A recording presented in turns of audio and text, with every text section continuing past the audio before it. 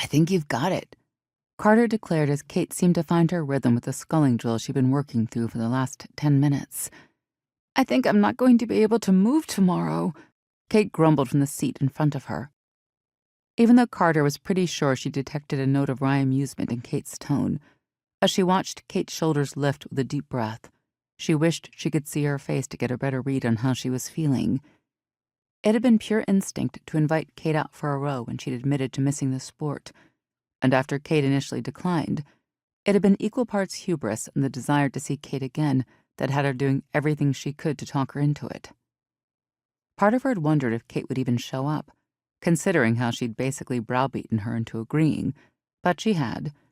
And now the last thing Carter wanted was to push her too fast. She knew it was silly, given that they'd only spent about an hour together on the launch the week before, but she liked Kate. It had been a few years since anyone had caught her eye like Kate had, and while she knew nothing was likely to come of this beyond friendship, she was okay with that. Erica hadn't been kidding when she'd said her life revolved around the boathouse, and while sitting in a double with a novice sculler wasn't exactly stepping beyond that sphere, it felt like it was. Besides, she didn't want this to be the last time she got to see her. So while Carter wanted nothing more than to keep going, she offered, "Do you want me to take us back to Wolf?" Kate's blonde braid tickled the back of her charcoal gray tank as she shook her head. "No, I'm good."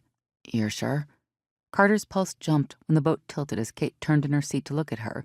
Then her heart skipped a few beats altogether when Kate's smiling lips confirmed, "Positive." This little crush of hers was going to be an inconvenience until she got past it.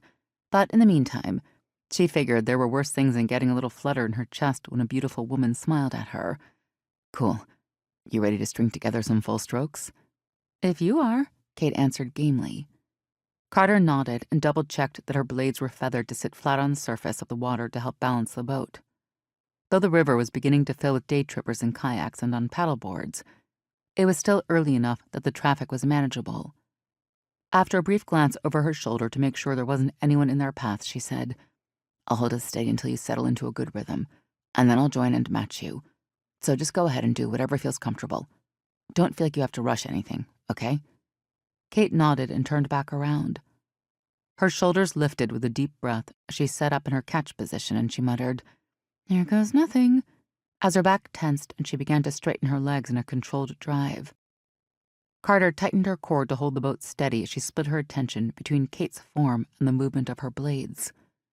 She held her breath as Kate's body pivoted into the finish position and her blades popped out of the water.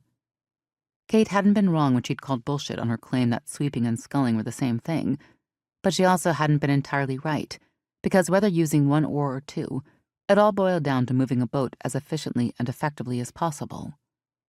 She'd been pleased to see Kate's muscle memory kick in almost immediately when she started off with some one-arm drills, and while Kate exhibited a natural amount of hesitation and awkwardness as she adapted to the new skill, she was picking it up so quickly that Carter couldn't help but be impressed.